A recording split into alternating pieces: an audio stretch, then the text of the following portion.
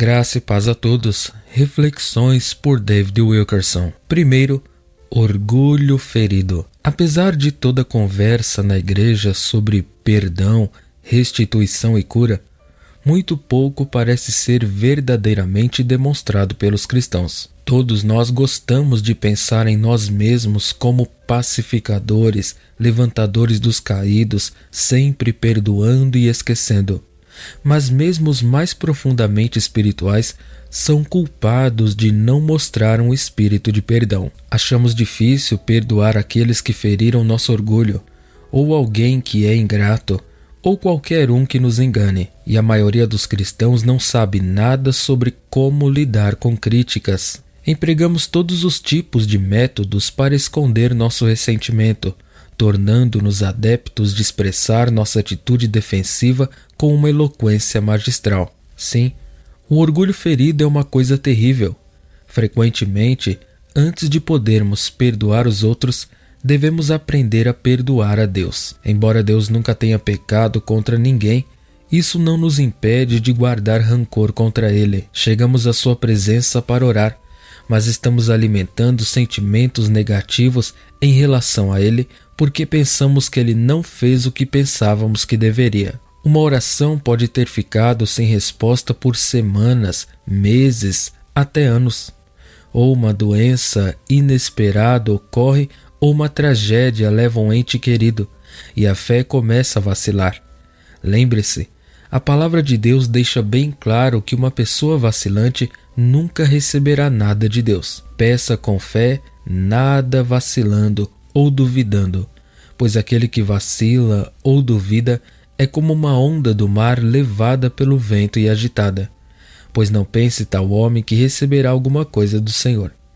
O homem de coração dobre é inconstante em todos os seus caminhos. Tiago 1, 6-8 na versão King James. Jesus entendeu essa tendência de seus filhos de guardar rancor contra o céu quando as montanhas não são movidas no prazo. Ele advertiu Pedro a não pedir nada quando estivesse na presença de Deus, a menos que ele perdoasse. Sempre que estiverdes orando, se tendes alguma coisa contra alguém, perdoai-o, para que também vosso Pai Celestial vos perdoe as vossas ofensas. Marcos 11, 25. Se você tem um rancor secreto em seu coração contra outra pessoa ou contra o céu, deixe o espírito de perdão fluir através de você. Deus é fiel. Segundo, por que Deus te livrou no passado? Davi escreveu: na minha angústia invoquei o Senhor e clamei ao meu Deus. Ele ouviu a minha voz do seu templo e o meu clamor chegou até ele, até os seus ouvidos. Ele enviou de cima, ele me tomou, ele me tirou de muitas águas. Ele me livrou do meu forte inimigo e daqueles que me odiavam, porque eles eram mais fortes do que eu. Eles me impediram no dia da minha calamidade. Mas o Senhor foi o meu esteio, também me tirou para um lugar espaçoso, livrou-me porque se agradou de mim. Salmo 18, versos 6 e versos 16-19. Querido santo, tenha certeza de que se você está sendo afligido, é porque Deus se agrada de você. A quem o Senhor ama, Ele corrige. Hebreus 12, 6. Suas aflições são um sinal de seu amor. Você também deve se lembrar de que o que quer que esteja passando vai passar. Recentemente, li uma passagem em um de meus diários que escrevi durante uma grande provação. 3 meses de inscrições terminaram com a mesma frase: ó Deus, quando esse pesadelo vai acabar? Então, finalmente, estas palavras apareceram em uma página em letras enormes. Acabou. Ele partiu. Posso dizer honestamente que aprendi mais em minhas aflições do que em tempos bons. A prosperidade não nos ensina. As aflições, sim. O humanitário Albert Schweitzer disse: felicidade é boa saúde e má memória. Não, felicidade é lembrar de todos os caminhos que Deus nos trouxe. Volto a te perguntar: como você está reagindo às suas aflições? Você os está desperdiçando, tornando-se um duvidoso e queixoso? Ou você está construindo sua fé sabendo que o seu Deus livra? Há apenas uma maneira de suportar seus problemas atuais: Lembre-se que seu Pai Celestial se deleita em você. Ele tem um plano em ação, um grande investimento em você. Aquele que em vós começou a boa obra, a aperfeiçoará até o dia de Jesus Cristo. Filipenses 1:6. Seu Pai está preparando você para ser um veterano na guerra espiritual, um exemplo de fé e confiança para esta geração. Terceiro, por que Jonas fugiu? A palavra do Senhor veio a Jonas dizendo: levanta-te, vai à grande cidade de Nínive e clama contra ela, porque a maldade deles subiu até mim. Mas Jonas se levantou para fugir para Tarsis. Jonas capítulo 1, versículos 1 a 3. Conhecemos a história de Jonas, o homem que tentou fugir de Deus quando o Senhor lhe deu o mandato de pregar o julgamento na cidade de Nínive. Mas, em vez de avisar Nínive, Jonas fugiu. Esta história foi validada pelo próprio Cristo. Como Jonas esteve 3 dias e 3 noites no ventre do grande peixe, assim estará o Filho do Homem 3 dias e 3 noites no seio da terra. Mateus 12, verso 40. Em outras palavras, a história de Jonas era tão certa quanto o próprio sepultamento e ressurreição de Cristo. Por que Jonas se recusou a obedecer à palavra claramente revelada de Deus e fugiu? Claramente Jonas foi dotado e escolhido por Deus, mas ele fugiu da própria presença de Deus, fechando a comunhão com ele. Enquanto Jonas fugia, ele ouviu a voz do Espírito Santo tocando em seus ouvidos a cada passo do caminho. Jonas recebeu uma revelação poderosa da graça e misericórdia de Deus. Eu sei que tu és um Deus clemente e misericordioso, lento para a cólera e abundante em benignidade. Jonas 4, verso 2. Claro, Deus é tudo que Jonas descreve, mas a Bíblia também fala da natureza santa e justa de Deus. A ira de Deus se revela no céu contra toda a impiedade e injustiça dos homens que detêm a verdade pela injustiça. Romanos 1,18. Acredito que Jonas desobedeceu porque pensou: Senhor, toda vez que você pronuncia julgamento, você é dominado pela misericórdia.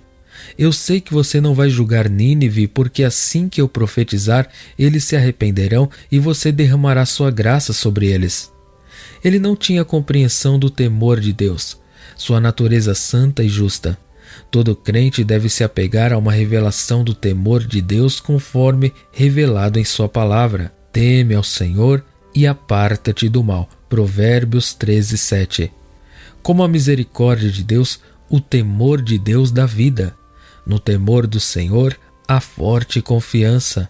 Provérbios 14:26. E devemos aprender a equilibrar os dois. Quarto, por que ler o Antigo Testamento? Alguns crentes, até mesmo ministros, acreditam que o Antigo Testamento não é relevante para os nossos tempos. Então não há mais necessidade de estudá-lo. Como eles estão errados. O Antigo Testamento explica o Novo Testamento em termos claros e simples. Suas histórias estão repletas de tipos e sombras de verdades eternas, representadas na vida prática de pessoas reais. Um exemplo perfeito pode ser encontrado em Israel, um tipo de cristão, enquanto o Egito representa o mundo. A jornada de Israel pelo deserto representa a nossa caminhada espiritual como cristãos. A árvore que curou as águas amargas em Mara é um tipo da cruz de Cristo. Êxodo 15, 23 a 25. E a rocha que produziu água no deserto, Números 20, verso 11, é um tipo de nosso Salvador que foi ferido na cruz. De fato, as Escrituras deixam claro que todas as batalhas físicas de Israel refletem nossas batalhas espirituais hoje. Todas estas coisas lhes sobrevieram como exemplos e foram escritas para aviso nosso, para quem já são chegados os fins dos séculos. 1 Coríntios 10 e 11.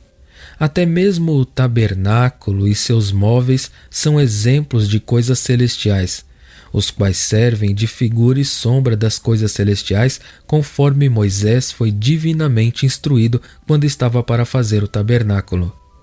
Pois ele disse: Vê, faze todas as coisas conforme o modelo que te foi mostrado no monte. Hebreus 8:5. Sempre que você não entender uma verdade no Novo Testamento, pode recorrer ao Antigo Testamento para encontrá-la ilustrada de alguma forma. Por exemplo, digamos que você queira aprender como derrubar quaisquer muros espirituais que o diabo possa ter construído em sua vida. Você pode abrir a história de Josué para ver como os muros de Jericó foram derrubados. Leia o relato em Josué 6. Da mesma forma, se você quiser aprender mais sobre prevalecer na oração, leia a história de Jacó lutando com o Senhor em Gênesis 32, 24 a 29. Todos esses exemplos do Antigo Testamento têm o objetivo de impedir que caiamos na incredulidade, como aconteceu com Israel. O autor de Hebreus escreve: procuremos, pois, entrar naquele descanso, para que ninguém caia no mesmo exemplo de desobediência. Hebreus 4:11.